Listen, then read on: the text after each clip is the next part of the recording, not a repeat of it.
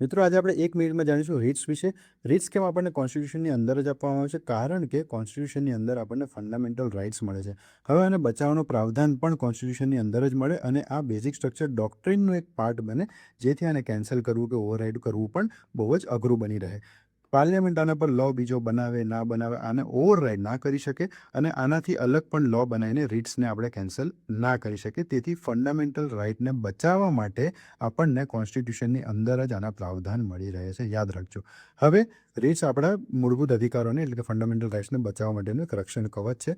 વ્યવસ્થિત રીતે અનુચ્છેદ 32ની અંદર સુપ્રીમ કોર્ટ અને અનુચ્છેદ 226ની અંદર હાઈકોર્ટ આનું યુઝ કરી શકે છે.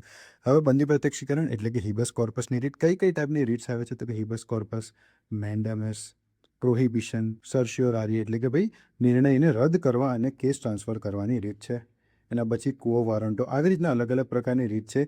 સુપ્રીમ કોર્ટ અને હાઈકોર્ટ આને કઈ રીતના યુઝ કરી શકે છે અને એના કયા કયા અધિકાર ક્ષેત્ર છે એની તફાવત પણ આપણને અહીંયા આપવામાં આવે છે. આમાંથી મોસ્ટલી 1 માર્કનો ક્વેશ્ચન પ્રિલિમમાં તો પૂછાય જ છે અને મેન્સની અંદર તમે ઘણીવાર આનો ઉપયોગ કરીને આન્સરને વ્યવસ્થિત રીતે લખી શકો છો. તો આ પીડીએફ તમને તમારા ડીએમમાં મળી રહેશે. તો આ જ રીતના આપણે તમારા બીજા ઘણા બધા ટોપિક્સ ઉકેલવાના છે, જેથી આપણને પ્રિલિમ્સ અને મેન્સમાં હેલ્પ મળી રહે અને આપણે એક્ઝામ ઇઝીલી ક્લિયર કરી શકીએ.